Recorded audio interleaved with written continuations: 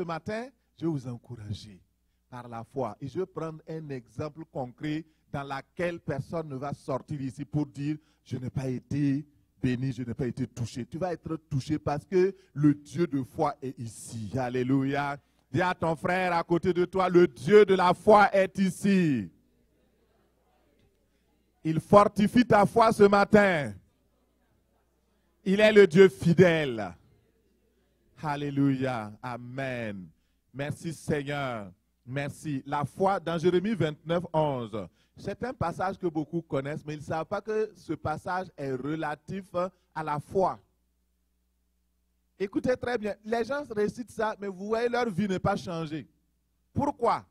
Parce qu'il y a la différence entre connaître un verset biblique et assimiler le verset biblique, qui devient un produit dans notre cœur pour que ça puisse nous donner du bien. Lorsque vous mangez un aliment et que vous n'avez pas digéré l'aliment, l'aliment est inutile pour votre corps. Mais lorsque vous avez mangé l'aliment, que vous avez digéré, que cet aliment devient un nutriment, quelque chose qui va vous booster, une vitamine qui va vous rendre forte, quelque chose qui va vous donner donc de vous lever. Et parce que quand vous avez faim, on est faible, n'est-ce pas? Quand vous avez soif, il y a des éléments qui manquent dans votre corps. Et quand ces éléments viennent, vous devenez fort. La foi, c'est un ingrédient de Dieu pour nous donner la force, pour nous relever, pour nous donner encore la victoire, pour marcher sur le chemin de Dieu. Dans Jérémie 29, verset 11, nous lisons la parole de Dieu. Dans ce passage-là, nous voyons ceci, car je connais, Dieu parle, il dit, je connais les plans que j'ai formés pour vous, déclare le Seigneur, des plans pour vous faire prospérer, je lis dans une autre version, et non pour vous nuire, des plans pour vous donner de l'espoir et un avenir. Dieu vient parler à l'homme. Initialement, ce passage s'adressait aux enfants d'Israël, bien sûr. Ils étaient dans une situation où ils étaient désespérés. Et le Seigneur est venu leur dire, ayez foi en moi. Parce que moi, Dieu, je vous connais mieux que vous ne savez. Je connais des plans, les plans que j'ai formés sur vous. J'ai formé des plans pour vous. Mais le peuple d'Israël ne savait pas.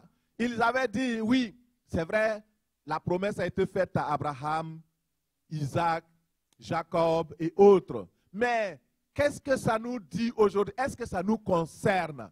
Alors que nous sommes en esclavage, alors que nous sommes souffrants. Ils avaient perdu cette foi-là. Et le Seigneur est venu leur rappeler, non, ne désespérez pas. Et ce matin, le Seigneur te parle. Ne désespère pas, parce que je connais les plans et les projets que j'ai formés pour toi.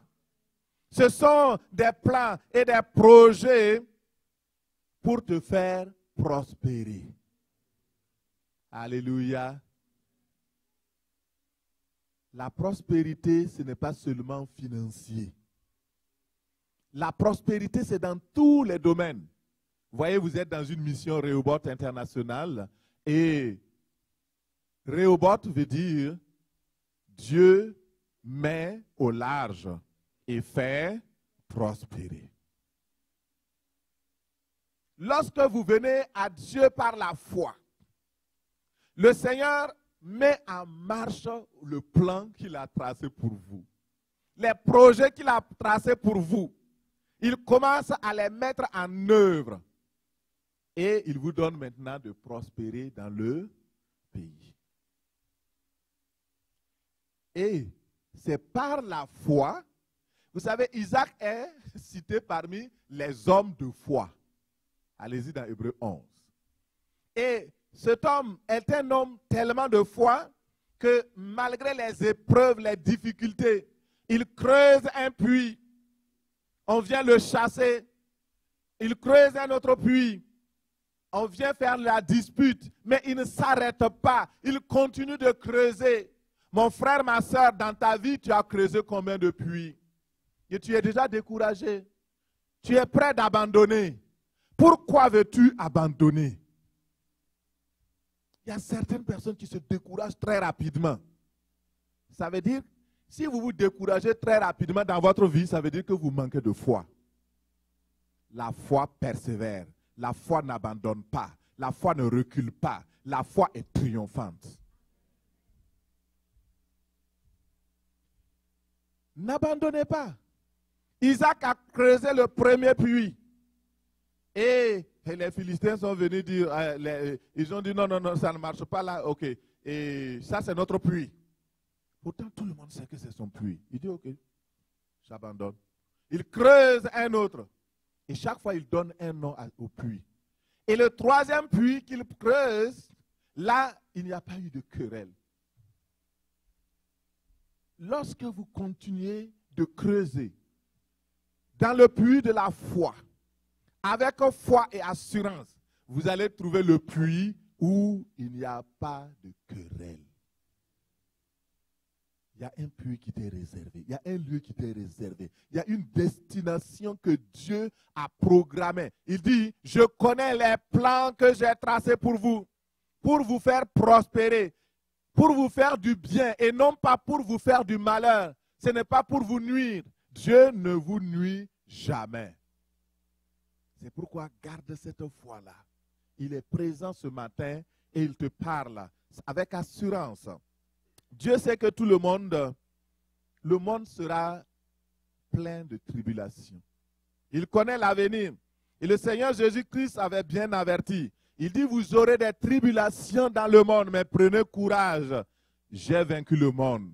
Et à cause des afflictions, à cause des problèmes, à cause de la peur, il y a certaines réalités dans ta vie qui font douter de l'amour de Dieu, qui font douter de la puissance de Dieu, mais tu ne dois pas douter.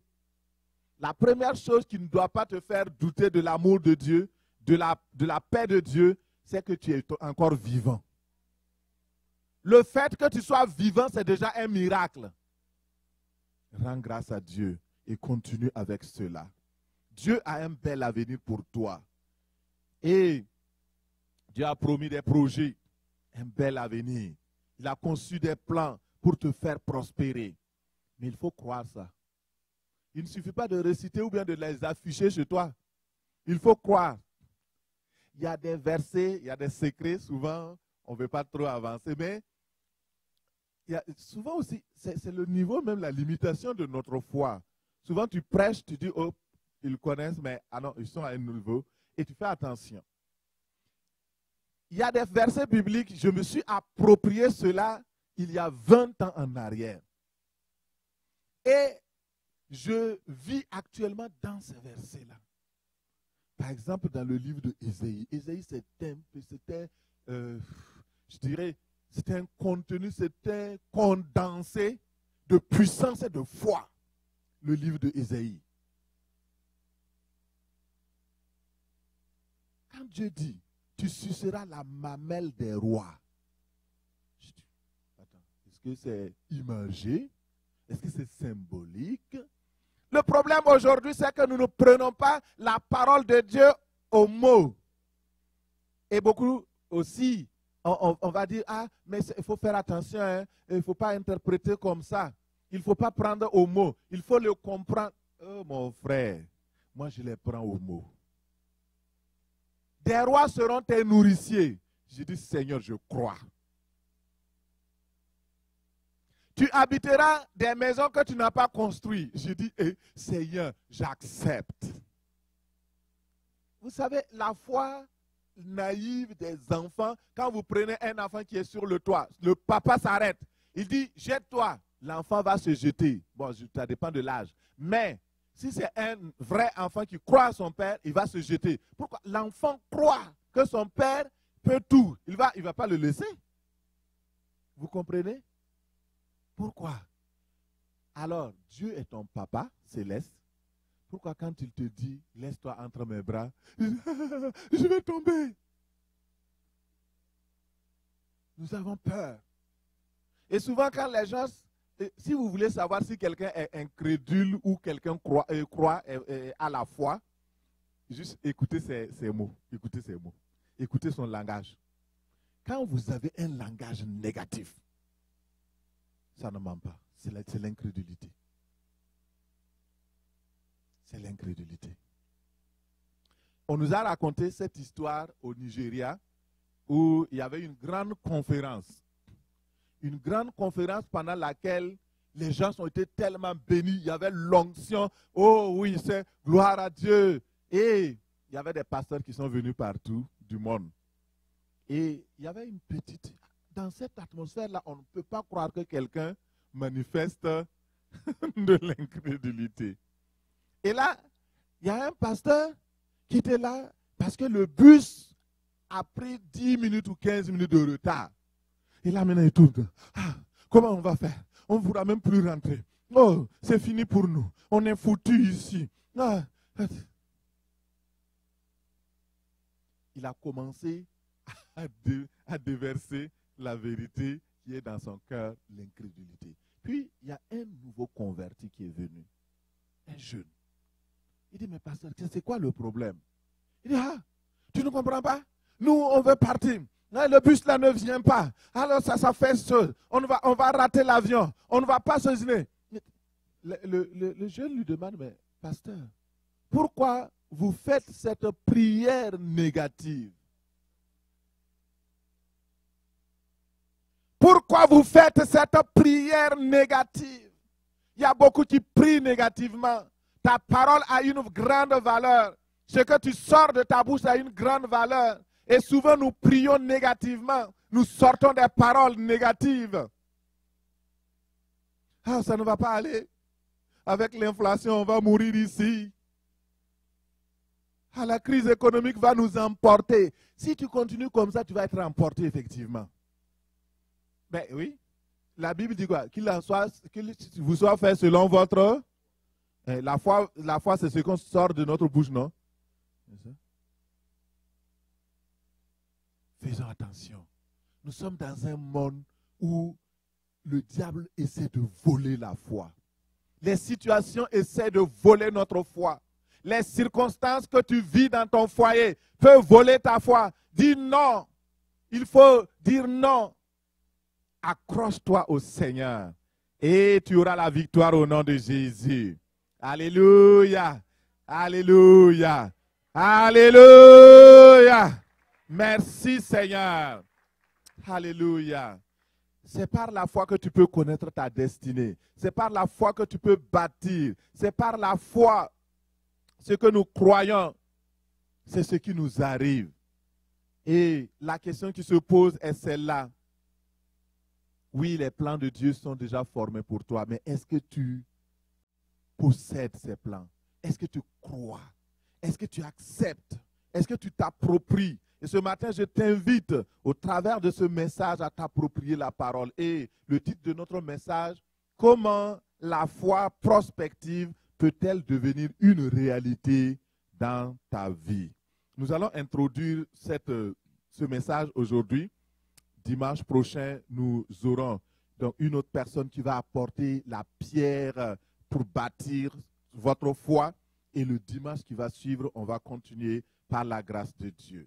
Comment la foi prospective peut-elle devenir une réalité dans ta vie, mon frère, ma soeur?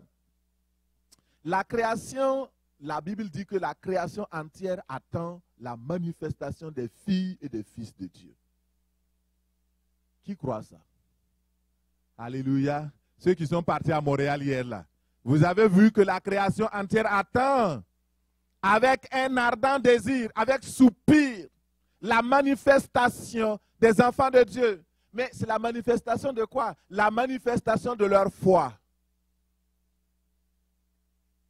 La création entière attend que tu manifestes la foi en Jésus-Christ dans la réalité, dans le concret. Pas seulement dans la religion. Pas seulement dans ta chambre en priant. Mais la création veut voir la manifestation concrète de la foi. Comment? Par le salut.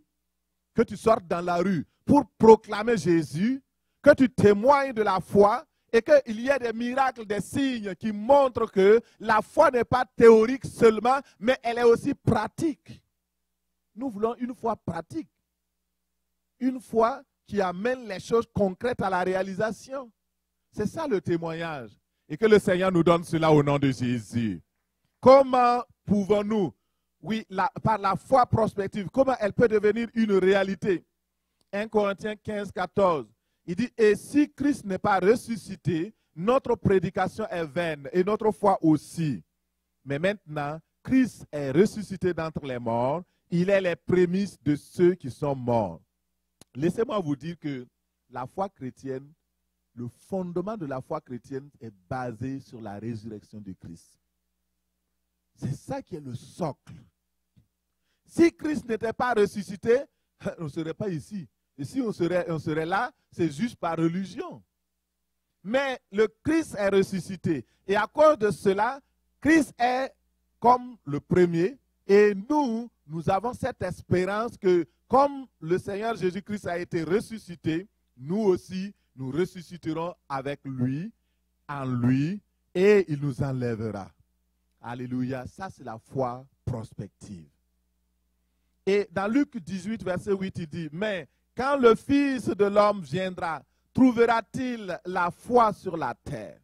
C'est là la véritable question. Le Seigneur Jésus-Christ va revenir. Mais chaque jour, il revient.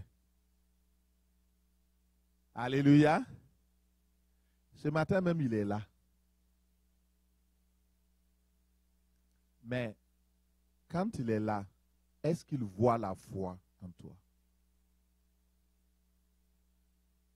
Il voit les gémissements, il voit les cris, il voit les chicanes, il voit les pleurs.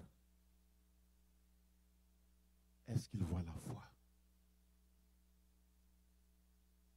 Le contexte dans lequel le Seigneur Jésus-Christ a parlé de ce passage, c'est dans le contexte de la prière. Il a pris l'exemple de cette femme qui importunait. Et il dit, et les enfants de Dieu qui crient nuit et jour, qui prient, est-ce que Dieu tardera à venir à leur secours? Dieu, il dit non, il ne tardera pas, il viendra certainement. Mais le problème n'est pas que Dieu ne va pas venir. Vous voyez l'exemple quand Pierre était mis en prison. Alors, et quand Pierre, l'ange, par le miracle, est parti sortir Pierre de la prison. Et quand Pierre est arrivé, il a réfléchi. Où je peux partir? La première chose, le Saint-Esprit lui dit, ne va pas ailleurs. Hein. Tu sais bien, quand les enfants de Jésus sont persécutés, ils sont en train de prier. Alléluia. Est-ce que c'est comme ça? Alléluia. Ça doit être comme ça. Pierre était en prison. Ils ont organisé une réunion de prière, une veillée de prière. Ils ont dit, tant que Pierre ne sort pas, on ne va pas cesser de prier. Aujourd'hui, dans nos églises, là, réveillez-vous. Est-ce que c'est comme ça que ça se passe? Quand quelqu'un a un problème, est-ce que nous mettons tout notre effort pour prier pour la personne ou bien nous le clouons encore à la croix? Une personne a des problèmes. Au lieu de se concentrer, Seigneur, nous mettons à genoux, nous prions pour que la personne soit guérie, nous prions pour que la situation soit réglée. Qu'est-ce qu'on fait? Facebook. La plupart des problèmes de pasteurs, de ceci que j'entends, c'est Facebook. On envoie Facebook. Et puis tout le monde est au courant. Et quand les gens se mettent dans Facebook, on fait des commentaires. Aïe, aïe.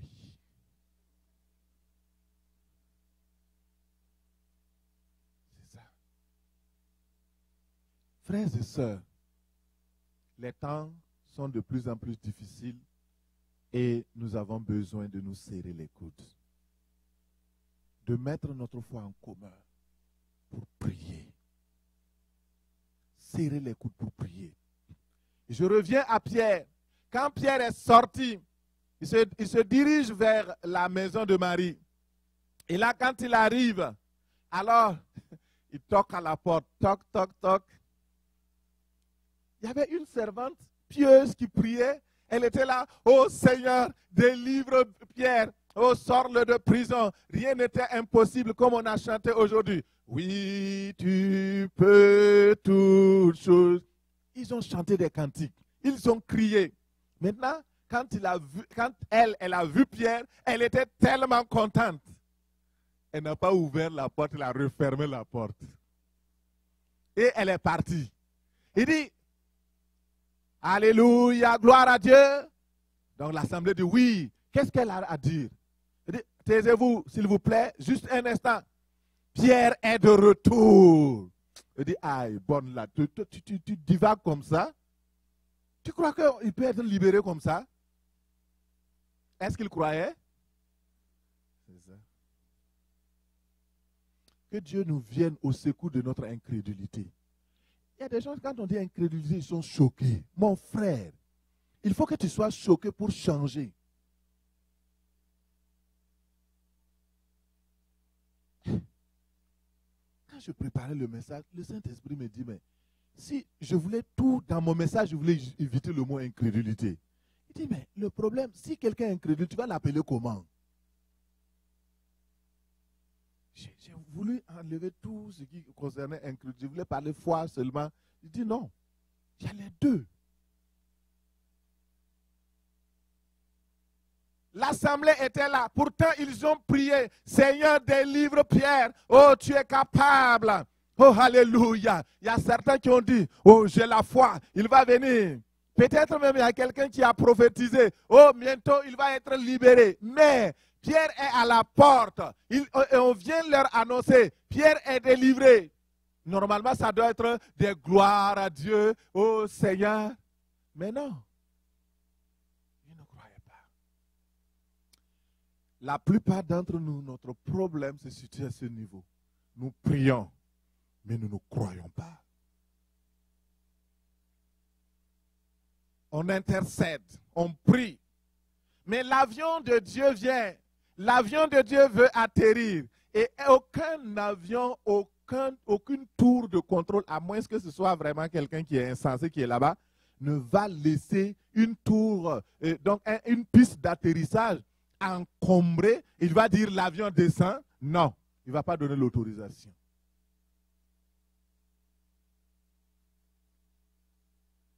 Quand le Fils de l'homme viendra, trouvera-t-il la foi?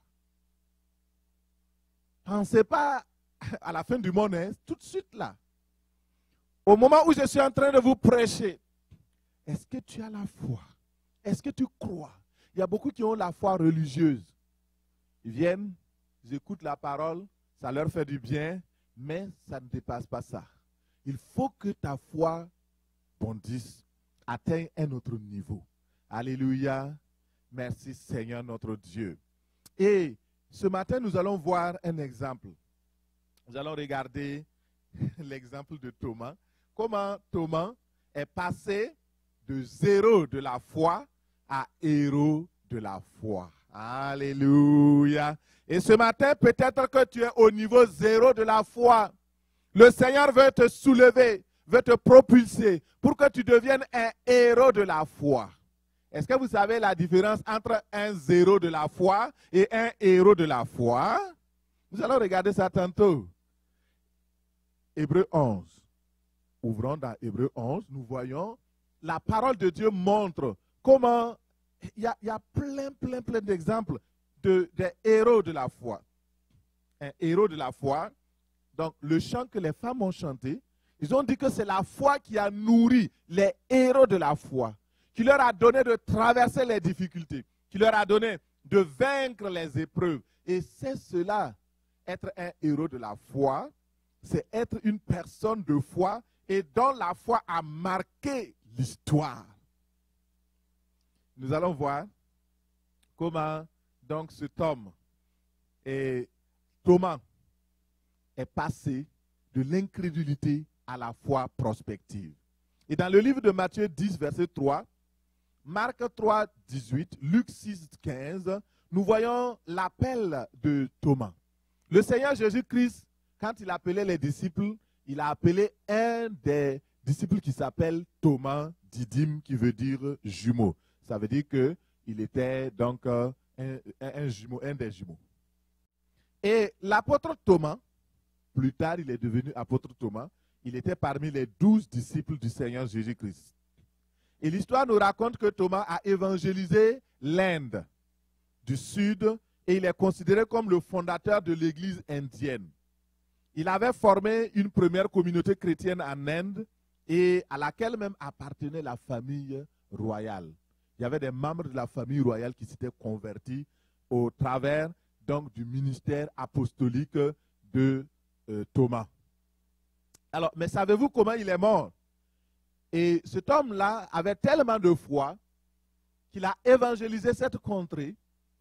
Et un jour, il était en train de prier et il y a un opposant à la foi de Christ qui est venu le transpercer le dos avec une épée. Et c'est ainsi qu'il est mort. Et lorsque nous regardons les héros de la foi, c'est vrai que son nom n'est pas cité nommément. Parce que celui qui a cité, il a dit, il me manquera le temps. Il a cité les héros de l'Ancien Testament et il a résumé ceux du Nouveau Testament. Il a dit que toutes ces personnes-là, ils ont été des personnes qui ont été victimes. À cause de leur foi, ils sont morts en martyrs. À cause de leur foi, ils ont connu la violence. Et vous êtes en train de dire que oui, Thomas, on en a entendu parler. Ah oui, il est-il parmi les héros de la foi? Oui, il est parmi les héros de la foi. Pourquoi? Parce que la foi de Thomas a évolué. D'une foi négative vers une foi naturelle. D'une foi naturelle vers une foi de miracle. D'une foi de miracle vers une foi prospective. Et ça, c'est tellement important de découvrir Thomas, qui n'a pas toujours eu la foi, qui ne l'a pas toujours manifesté, mais qui est mort en martyr. Cet homme aimait Dieu, mais il avait un problème au niveau de sa foi. Frères et sœurs, tu dis j'aime Dieu, j'aime Jésus, mais peut-être que tu as un problème au niveau de ta foi et le Seigneur t'a amené ce matin ici pour résoudre ce problème-là. Alléluia. Et si tu crois, tu verras. Nous allons prendre l'exemple de Thomas. Thomas d'abord, c'était une personne incrédule. Thomas était une personne parmi les 12 qui s'exprimait facilement. Quand vous faites une recherche dans BibleGate ou dans d'autres systèmes de ressources bibliques, vous allez voir que les paroles de Thomas, là où on parle de Thomas, dans tous les 4 évangiles parlent de Thomas. Et cet homme-là, alors, il était parmi les 12 disciples. Mais son caractère, ses paroles, tout ce qu'il faisait, démontrait qu'il avait des doutes, surtout au sujet de Jésus. Il n'avait pas de doute au sujet de Dieu, il croyait en Dieu. Mais son problème se situait au niveau de Jésus. Il ne croyait pas forcément que Jésus était ce qu'il disait qu'il était. Il était là et il avait un problème sérieux. Il ne croyait pas en l'origine divine de Jésus, ni dans sa puissance, ni dans le but pour lequel il est venu sur la terre. Alors, si vous dites non, on va y aller pour voir. 3 ans et demi avec Jésus. Mais il ne croyait pas.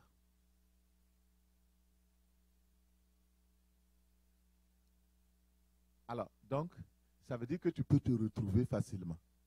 La première mention dans Jean, lorsque Jésus déclare au petit groupe que Lazare est mort. Alors, Jésus dit, ok, mon cher Lazare, Lazare, mon ami, est mort. Allons-y et nous allons faire quelque chose, on va le relever d'entre les morts. Thomas prend la parole. Il dit, Seigneur, est-ce que tu sais qu'on était il y a 3 jours à Béthanie? Jésus dit oui. Est-ce que tu sais que les Juifs voulaient te lapider? Jésus dit oui. Mais tu veux y retourner, pourquoi? Jésus dit non. Tu sais, on va marcher le jour. Et le jour, il n'y a pas de danger. Ne t'inquiète pas. Thomas dit, ok. Vous avez entendu hein, les 11 là. Et à plus ou moins, on est 12. Allons-y. Comme il insiste là, on va aller mourir avec Lazare. C'est écrit dans la Bible. Hein? Allons-y mourir avec lui. La foi négative. Allons-y, on va mourir avec lui. Ça, c'est la première manifestation de l'incrédulité de Thomas. Et ça se trouve dans Jean 14, 5. Et donc le deuxième, c'est plus dans Jean 11, verset 16. Thomas, appelé Didyme, dit aux autres disciples, allons aussi afin de mourir avec lui. Puisque tu insistes pour partir et qu'on veut te lapider, tu veux qu'on nous lapide aussi, on va mourir. Allons-y, on va mourir. Thomas avait un langage négatif qui traduisait son incrédulité. Malgré les miracles qu'il a vus, malgré tout ce que Jésus a opéré, sa foi est restée négative. Doute, incrédulité. Il voulait des preuves. Et le Seigneur parle à ses disciples. Il leur révèle où il s'en va. Dans le livre de Jean, il dit, moi, je vais aller vous préparer une place. Et quand j'aurai fini de préparer la place, je reviendrai et je vous chercherai. Et nous irons ensemble pour habiter ce lieu merveilleux qui s'appelle le paradis. Normalement, ça devait être « Oh, alléluia, amen, gloire à Dieu, Jésus, on attend que tu partes. Oh, tu vas revenir nous chercher. » Mais non, regardez Thomas. Thomas dit « Ah, ça là, ton problème même c'est quoi ?» Jean 14, 4. Jésus dit « Vous savez où je vais? Vous en savez aussi le chemin. » C'est là que Thomas dit « Attends. Ton histoire de aller, de revenir, de chemin, tout ça là. » Verset 5. Il lui dit, Seigneur, nous ne savons où tu vas. Comment pouvons-nous en savoir le chemin? Pourtant, Jésus leur avait dit ça. Il avait annoncé qu'il allait mourir, qu'il allait ressusciter le 3e jour et que l'évangile sera prêché après et qu'il enverra le Saint-Esprit. Mais Thomas, il a fermé son cœur à tout cela. Il ne croyait aucunement. Et voilà son problème. Et pourtant, Jésus avait toujours dit clairement à ses disciples où il allait. Dans Jean 14, 2, vous pouvez le voir. Dans Jean 6, 62. Dans Jean 7, verset 33. Il montre clairement où il va. Et constamment, il a présenté. Il leur a dit, je suis le Sauveur. Je suis le Christ. Et Pierre l'avait confessé publiquement. Il dit, ce n'est pas l'homme qui t'a révélé cela, mais c'est mon Père Céleste qui t'a donné la révélation. Mais malgré ça, Thomas suivait. Tous ces concepts-là étaient flous à son niveau. Peut-être que tu es là ce matin. Ça fait un bon bout de temps que tu es avec nous.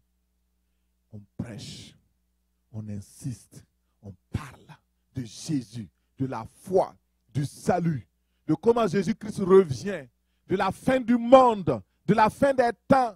Mais tout cela te semble flou. Et tu doutes.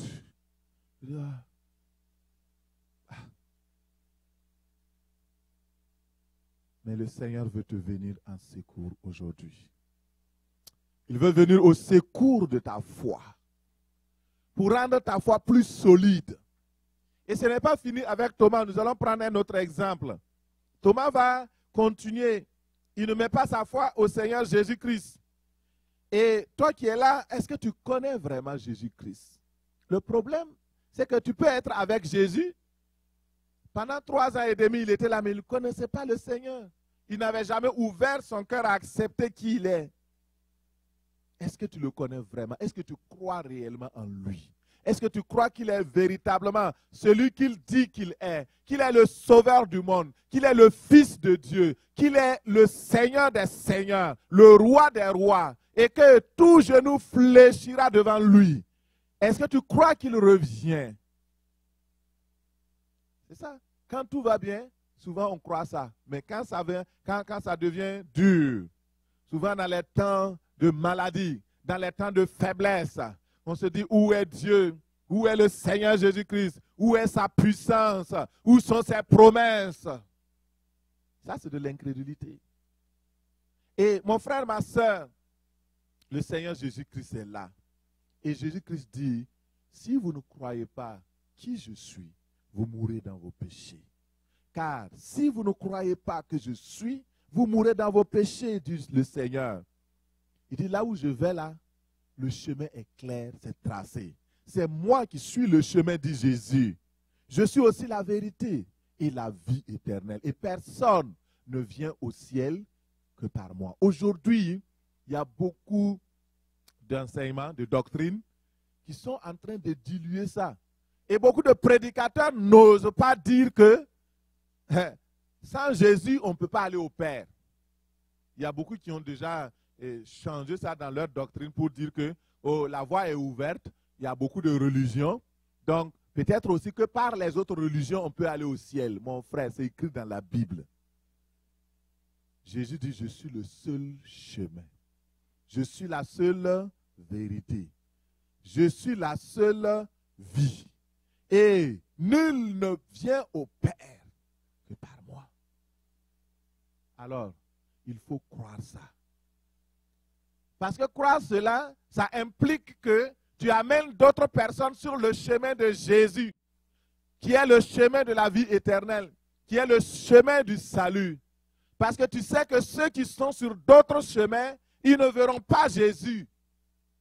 S'ils sont dans le chemin de l'athéisme, dans le chemin de je ne sais quelle religion, de quelle croyance, ils ne verront pas le Seigneur.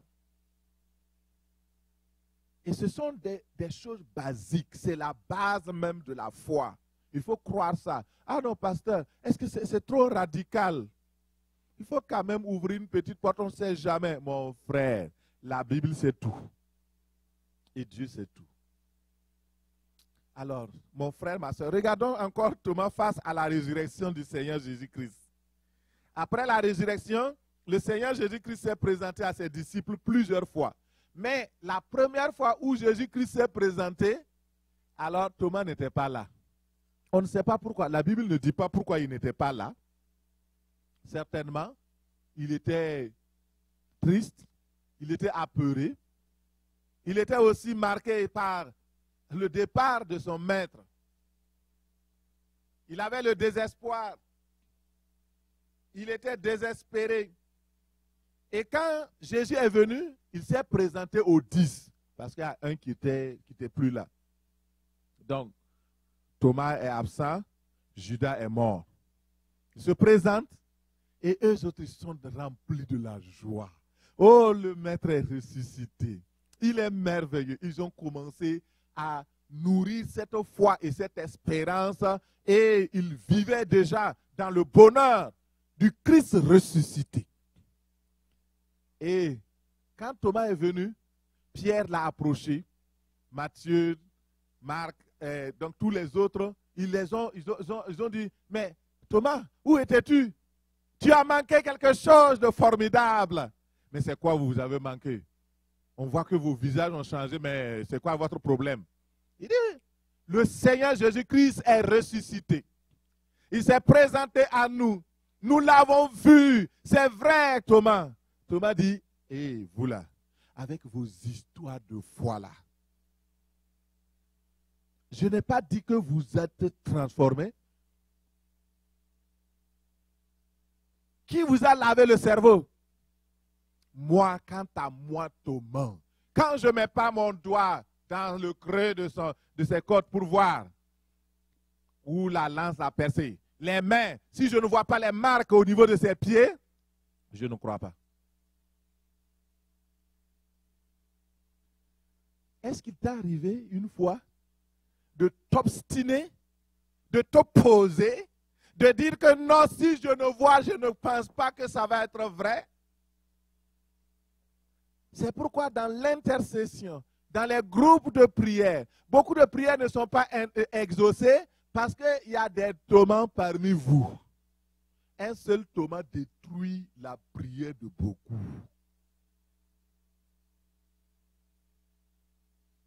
Non. Imaginez, ça là, ça a changé l'atmosphère.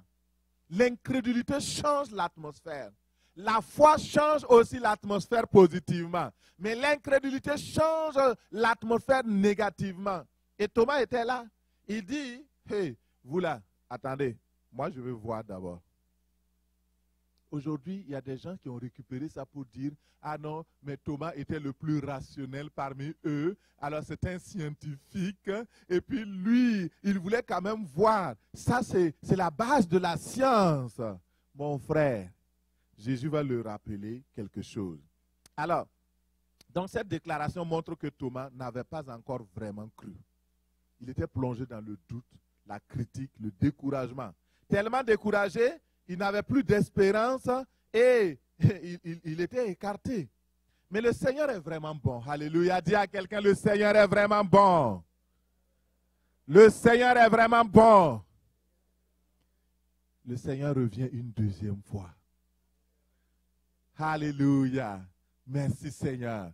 Il n'a pas fini. Il est revenu.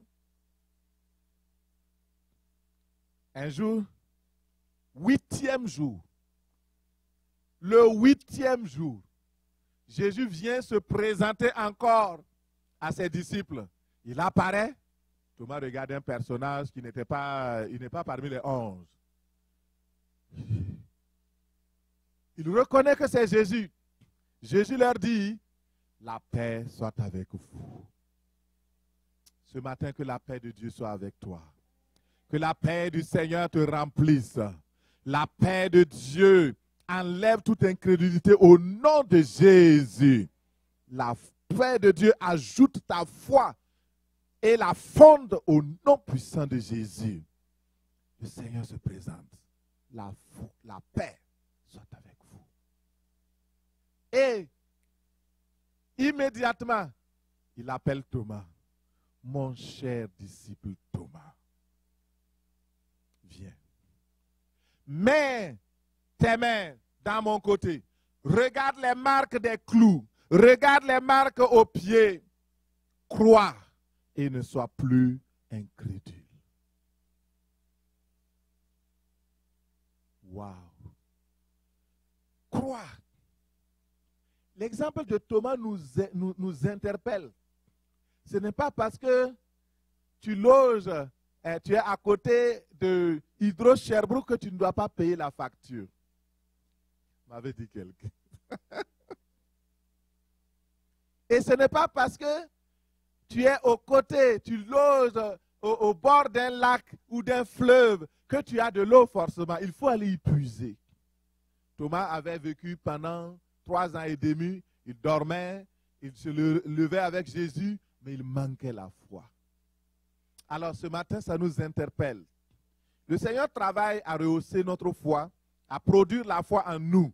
C'est pourquoi le 8e jour, il s'est présenté. Il dit à Thomas, cesse de douter et crois. Ne persévère pas dans l'incrédulité. Thomas, arrête d'être incrédule. Cela ne te fait pas du bien. Et il te tourna vers Thomas. Alors il se tourne vers toi également. Il dit, viens à moi. Je t'appelle. Ne sois plus incrédule. Ne persévère plus dans l'incrédulité. Je t'aime. Je t'aime. Lorsque Thomas entend ces paroles, il avance, il regarde Jésus, il regarde les marques, il dit, Seigneur, c'est bien toi. Mon Seigneur et mon Dieu. Jésus dit, relève-toi. Ne reste pas ici. C'est parce que tu m'as vu que tu crois. Heureux ceux qui croient sans avoir vu. Jésus voulait dire quoi? Tu es au niveau de la foi naturelle, de la foi religieuse, de la foi, donc du premier stade de la foi. Monte vers un autre niveau, de la foi prospective, la foi qui croit les choses invisibles, la foi qui saisit les choses qui ne sont pas, la foi qui accepte malgré tout, parce que la parole de Dieu l'a dit, tu crois et tu espères. Alors, vous voyez Thomas, c'est l'exemple du croyant qui vit chaque jour dans l'église, qui prie, qui intercède, qui est dans les mouvements, des activités, il fait tout. Lui-même, il a guéri des malades. Hein? Il a fait des miracles. Mais ce qui concerne Jésus, il ne croyait pas.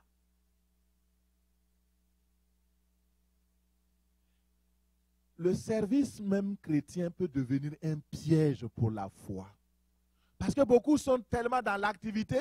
Et c'est pourquoi l'apôtre Paul, à un moment donné, il dit, hey, arrêtez-vous souvent là pour vérifier si vous êtes encore dans la foi. Donc ça veut dire qu'on peut prendre le large. Vérifiez si vous êtes encore dans la foi. Si Christ est encore ancré en vous et que la foi du Seigneur est encore en vous, nous devons revisiter notre foi. Tu as cru il y a 2 ans, tu as vu des miracles il y a 3 ans, c'est bien. Mais maintenant, là, c'est comment? Est-ce que tu continues de t'accrocher ou bien tu es décroché de la foi? Es-tu accroché à la foi de Dieu ou décroché de la foi? Mais ce matin, le Seigneur veut t'amener de zéro de la foi à héros de la foi, à héroïne de la foi. Comme il l'a fait pour Thomas, il le fera pour toi au nom de Jésus. Alléluia. Merci Seigneur. Il est le Dieu à qui rien n'est impossible. Voyons ce qu'il va faire dans la vie de Thomas. C'est excellent. Thomas avait opposé cette forte résistance à la foi au Seigneur Jésus-Christ. Il ne croyait pas dans sa résurrection. Il ne croyait pas que le Christ était ressuscité. Mais lorsqu'il l'a vu, il a lancé un cri de foi et d'adoration qui s'est élevé du fond de son cœur. Et ce matin, le Seigneur te dit, tu es heureux si tu mets ta foi dans les choses invisibles. Tu seras heureuse si tu possèdes cette foi invisible-là dans le Seigneur. Et ce matin, je t'invite. Je ne sais pas à quel niveau de foi toi tu te trouves. Peut-être que tu es comme Thomas. Il y a eu un moment, j'étais comme Thomas. Vous savez pourquoi?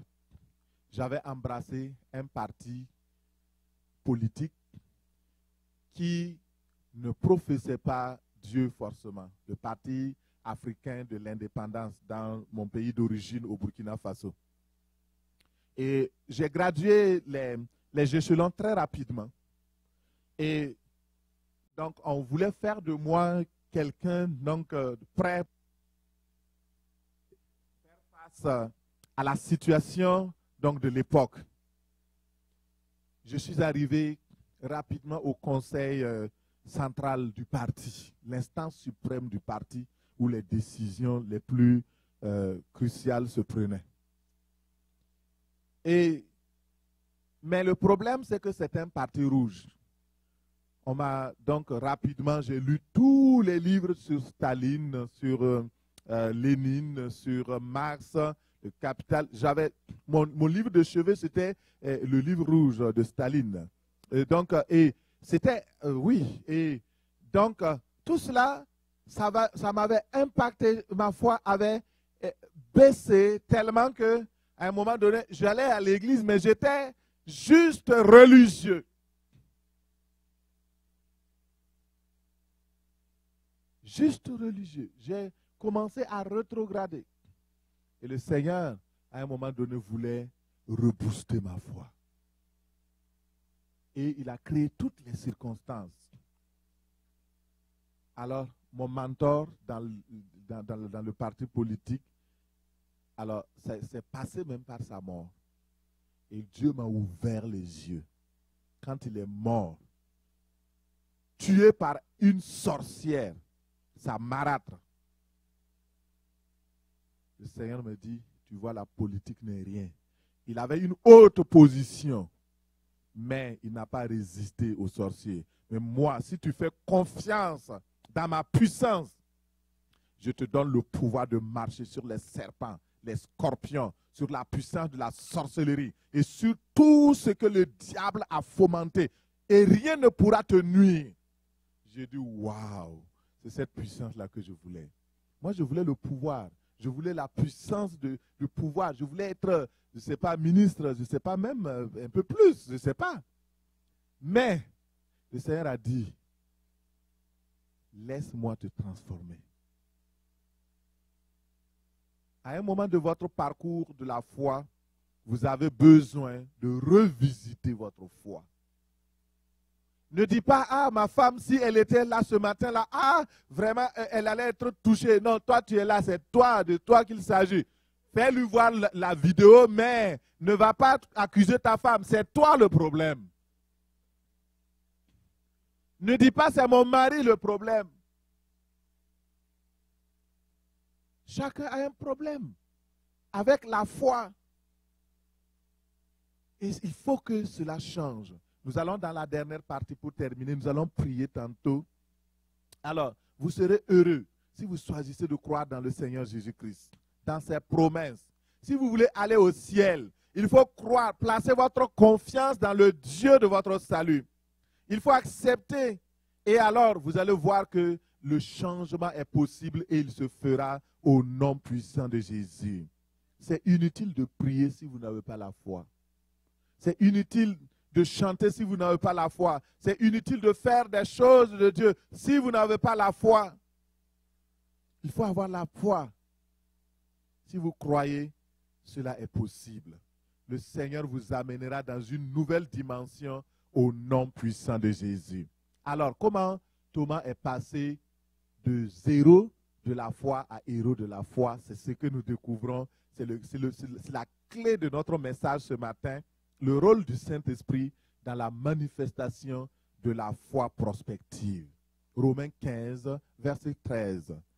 Que le Dieu de l'espérance vous remplisse de toute joie, de toute paix dans la foi, pour que vous débordiez d'espérance par la puissance du Saint-Esprit. Amen. Vous voyez ici la foi, c'est également un don du Saint-Esprit. La Bible déclare que la foi vient de ce qu'on entend de la parole du Christ. Et d'autre part, la parole de Dieu nous affirme que la parole de Dieu, c'est l'épée du Saint-Esprit de Dieu. Et dans le cas de Thomas, comment ça s'est passé l'opération? Alors, vous voyez, nous prenons la foi qui produit, et du moins la parole de Dieu qui produit la foi. Mais cette parole-là ne travaille pas tout seul. La Bible dit que la parole de Dieu, c'est l'épée du Saint-Esprit. Donc, ça veut dire que pour que la parole de Dieu ait une incidence dans ma vie, pour qu'elle produise la foi, il faut que le Saint-Esprit l'utilise pour travailler dans ma vie. Le Saint-Esprit va utiliser la parole comme une épée pour aller traverser, faire la séparation entre l'incrédulité et la foi, le doute et la confiance en Dieu. La parole de Dieu va aller séparer ce qui est de Dieu, ce qui est profane et ce qui est spirituel. C'est le Saint-Esprit qui utilise cette épée pour faire la différence et le ménage dans notre vie. Alléluia. Et si vous croyez au Saint-Esprit de Dieu, si vous êtes rempli du Saint-Esprit de Dieu, si vous recevez cette puissance, elle va venir travailler en vous et produire la foi. Et alors votre foi sera inébranlable au nom de Jésus. Alléluia. Alléluia. Merci Seigneur. Merci Seigneur. Merci Jésus. Amen. Pour le cas de Thomas, comment ça s'est passé? Nous voyons dans Acte 1, Jésus promet, il dit, je m'en vais, mais restez à Jérusalem. Restez là pour attendre ce que le Père a promis.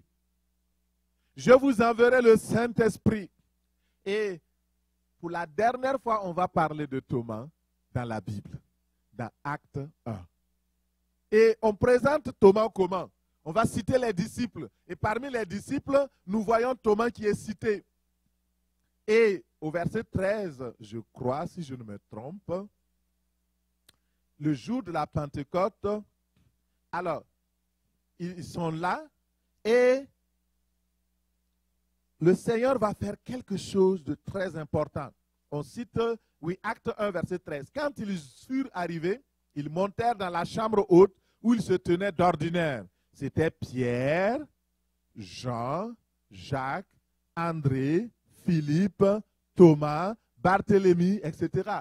Vous voyez, Thomas est là. J'aime ça, j'aime ça. Et il prie avec tout le monde. Il ne rejette plus ce que le Christ est. D'ailleurs, il était le premier à introduire cette adoration du Seigneur. Il dit, mon Seigneur et mon Dieu.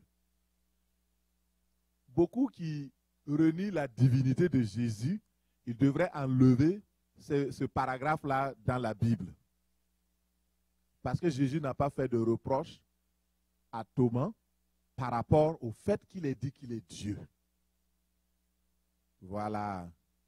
Si vous êtes intelligent et si vous voulez contester la divinité de Jésus, il faudrait tout faire. Donc, vous faites des marches et des contre-marches pour qu'on enlève ce paragraphe-là de la Bible. Voilà. Et lorsque Thomas a accepté, il a reçu avec tous les autres dans Acte 2:1, il dit, le jour de la Pentecôte, ils étaient tous ensemble. Et ils furent tous remplis du Saint-Esprit, ils se mirent à parler en langue, etc., etc. Vous voyez, Thomas était là parmi ceux qui étaient ensemble. Thomas était là parmi ceux qui ont reçu le Saint-Esprit de Dieu. Et le Saint-Esprit de Dieu a travaillé dans la vie de Thomas. Dans 2 Corinthiens 5, verset 7, nous voyons, nous sommes donc toujours pleins de confiance, dit l'apôtre Paul. Et nous savons qu'en demeurant dans ce corps, nous demeurons loin du Seigneur, car nous marchons par la foi et non par la vue. Nous sommes pleins de confiance et nous aimons mieux quitter ce corps et demeurer auprès du Seigneur. Le secret est là. L'apôtre Thomas est passé par des difficultés dans sa foi. Il a eu des problématiques, des doutes, mais malgré tout cela, il s'est accroché au Seigneur. Et sa foi a été éprouvée. Et lorsqu'il a reçu le Saint-Esprit, l'épée du Saint-Esprit a commencé à toucher son cœur. Et dans ce passage, nous voyons le secret. Nous avons besoin du Saint-Esprit pour manifester la foi prospective. Sans le Saint-Esprit, nous allons avoir une dimension de foi, mais nous n'allons pas atteindre la dimension de foi que Dieu veut. C'est le Saint-Esprit d'ailleurs qui nous communique la foi pour être sauvés.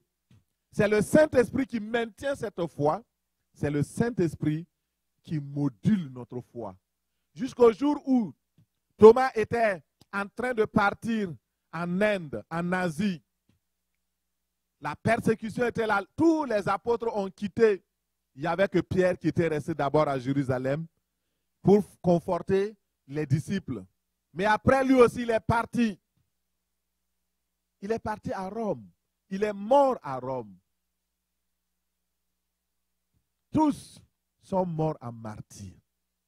Et Thomas, en Inde, a prêché la résurrection. Il a prêché la victoire de Jésus. Il a prêché que Christ est ressuscité. Et il a donné son témoignage.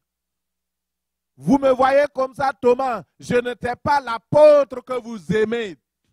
J'étais un homme faible. J'étais une personne même qui ne croyait pas dans le Seigneur. Quand il est ressuscité, j'ai dit non, ce n'est pas vrai. Tant que je n'ai pas touché, tant que je n'ai pas vu, je ne croirai pas. Peut-être que c'est à cause de ça que le Seigneur Jésus-Christ est venu une deuxième fois et il s'est montré. Et heureusement, dans la préscience de Dieu, dans la préscience de Dieu, alléluia, dans le ciel, Dieu savait que dans le monde, il y aura quelqu'un qui s'appellerait Thomas. Lui, quand il ne voit pas, il ne croit pas. Et il a laissé les marques dans les pieds. Il a laissé les marques de la croix au niveau de son côté. Il a laissé les marques de son Fils au niveau des mains. Est-ce que vous vous êtes posé déjà une question? Pourquoi Jésus a-t-il encore les marques dans ses mains? Pourquoi il a-t-il les marques encore dans ses pieds? Pourquoi?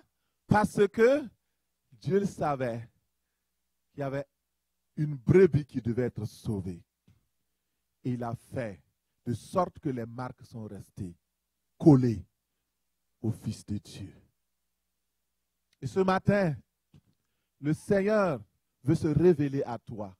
Et dans les derniers temps, je prie au nom de Jésus que toutes les personnes qui veulent voir, avant de croire, le Seigneur va susciter un mouvement de réveil afin que les choses deviennent tangibles. Comme Thomas, qui est passé d'une foi négative à une foi prospective. De zéro de la foi, il est passé à héros de la foi. Thomas fait partie des héros de la foi cités dans Hébreux 11. Parmi ceux qui ont subi les moqueries, le fouet, les chaînes, la prison, qui furent lapidés, sciés, torturés, qui moururent par l'épée. Lui, il est mort par l'épée. Ceux qui allaient par-ci, par-là, vêtus de peau, de brebis, dénués de tout, persécutés, maltraités, à cause de leur foi.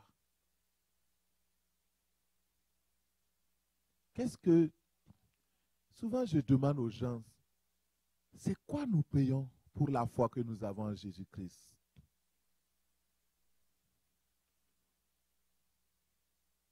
Pasteur, il est l'heure, il faut maintenant arrêter. C'est ça ton prix?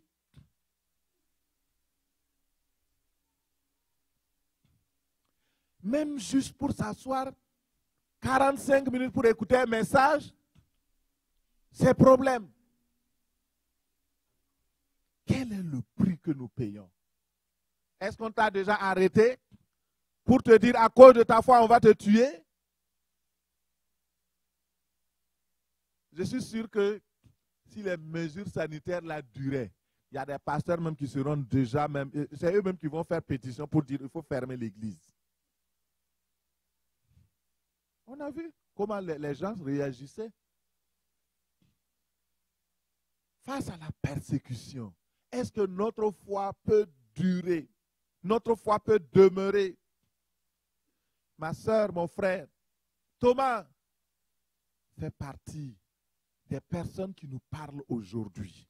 Et ce matin, tu peux tout recommencer, quel que soit le niveau de foi où tu es. Le Seigneur dit que tous ceux-là à laquelle il a été rendu témoignage n'ont pas obtenu ce qu'il avait promis, ayant quelque chose de meilleur pour nous, afin qu'ils ne parviennent pas avant nous à la perfection. Dieu avait réservé quelque chose de merveilleux. Et ce matin, tu peux recommencer, tu peux aller dans de nouveaux fondements de la foi. Laisse ton cœur être touché par la présence de Dieu ce matin.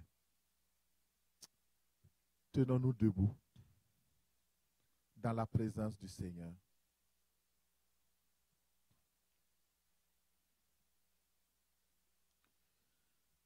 La foi saisit ce qu'il promet. C'est merveilleux ce que Dieu fait. La foi saisit ce qu'il promet. C'est merveilleux ce que Dieu fait. Alors tu vas me dire, comment croire sans voir? Thomas avait aussi ce problème. Mais Dieu est venu au secours de sa foi. Ce matin, je te dis, si tu crois, tout est possible.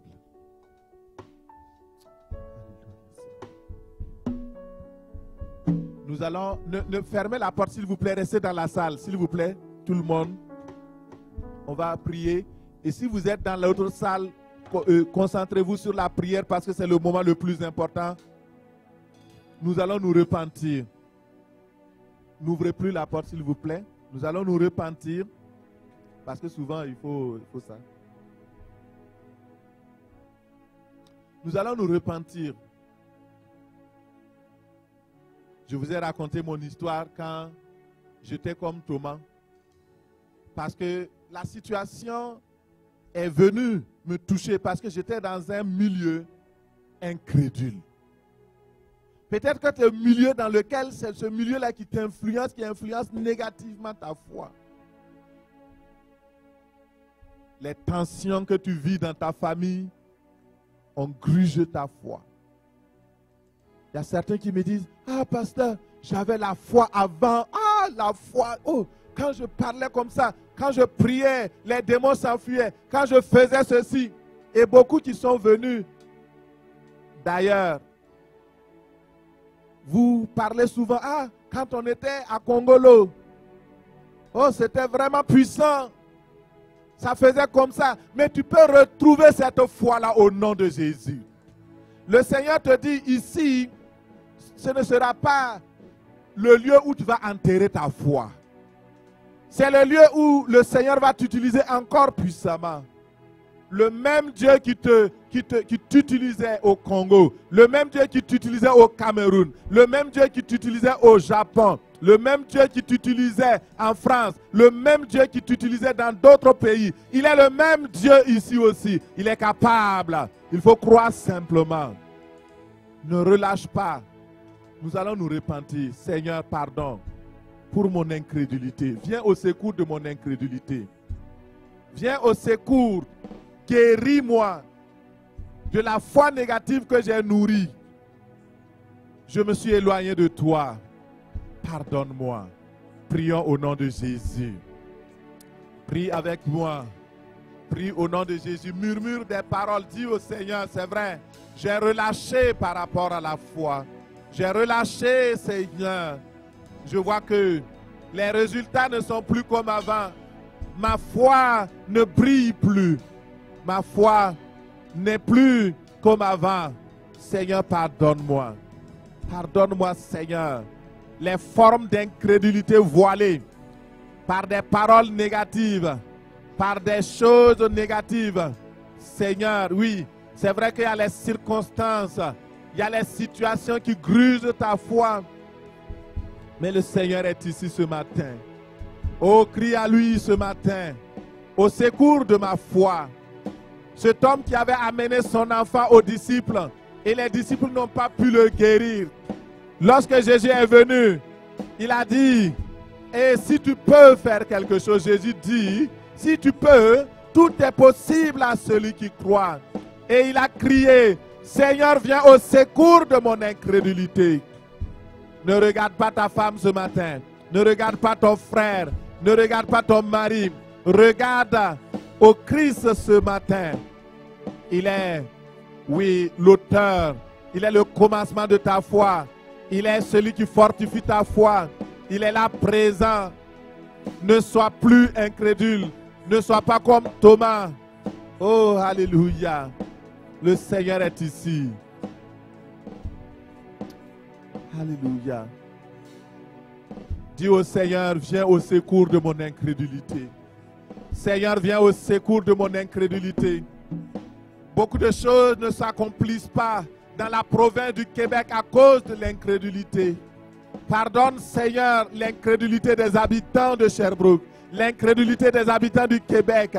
Pardonne l'incrédulité, Seigneur, dans ma vie, dans mon épouse, dans mes enfants, dans ma famille. Pardonne l'incrédulité. Seigneur Jésus, je fais appel à toi. Je fais appel à toi. Seigneur, viens au secours. Au nom de Jésus. Le Seigneur Jésus-Christ est venu au secours de la foi de Thomas. Par des choses visibles, par des choses concrètes. Mais surtout, par la puissance du Saint-Esprit. On n'a plus jamais entendu que Thomas a été incrédule.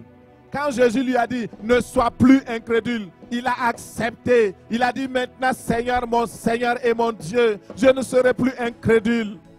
Et ce matin, tu peux aussi promettre au Seigneur, donne-moi la grâce de te croire toujours. Donne-moi la grâce d'avoir toujours la foi, de ne plus douter de toi, de ne plus douter de ton amour, de ne plus douter de ta puissance. Donne-moi cette foi-là. Alors prie au nom de Jésus. Ne te tais pas. Dis Seigneur Jésus, oh donne-moi la grâce de ne plus douter. Oh Seigneur, je te demande cette grâce-là. Je te demande cette grâce-là au nom de Jésus. Au nom de Jésus, je ne veux plus m'opposer à toi. Je ne veux plus, Seigneur, m'obstiner avec toi.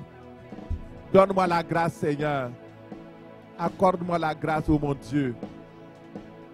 Oui, tu peux toutes choses. Accorde-moi la grâce, Seigneur.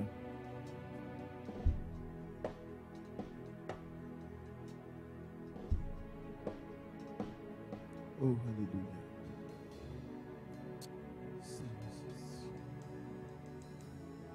Regarde, dans ta vie, tu as manqué beaucoup de choses à cause de l'incrédulité. Les disciples avaient prié Jésus, augmente notre foi. Thomas était là quand ils ont dit, augmente notre foi. Jésus n'a pas dit, je vais augmenter votre foi. Ce n'est pas automatique. La foi se bâtit, la foi se construit. C'est au travers de la lecture de la parole. Mais toi, tu n'aimes pas lire la Bible. Toi, tu n'aimes pas lire la parole de Dieu. Et tu même quand tu lis, c'est juste comme un roman. C'est pourquoi tu rates beaucoup de choses dans ta vie. Dis au Seigneur, je me repens de ne pas être allé à la source de la foi qui est la parole.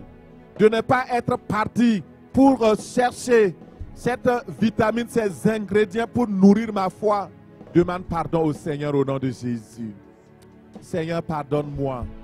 Avec la rapidité de la technologie et tout, on n'a pas forcément une relation personnelle et individualisée, intime avec ta parole.